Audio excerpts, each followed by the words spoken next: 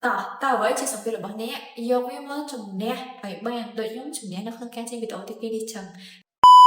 ពេលថាសម្ពាធណាយើងអ្នកនរគ្នាបានជួបវានៅកន្លែងការងារសាលារៀននិងនៅក្នុងជីវិតមនុស្សភាគច្រើនគិតថាសម្ពាធគឺជារឿងអាក្រក់ដែលវាបានធ្វើឲ្យពួកគេហ្នឹងបែកបាក់តែតាមការពិតទៅ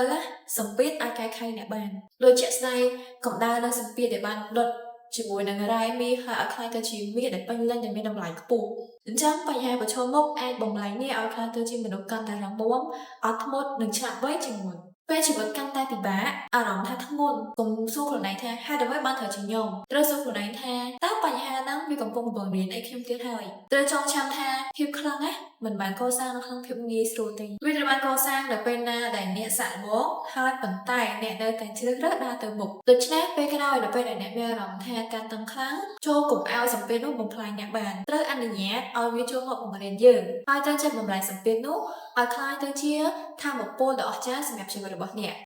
តើអ្វីជាសម្ពាធរបស់អ្នកយកវាមកជំនះឲ្យបានដូចខ្ញុំជំនះនៅក្នុងការចេញវីដេអូទី2នេះចឹងពីខ្ញុំច័ន្ទជូរី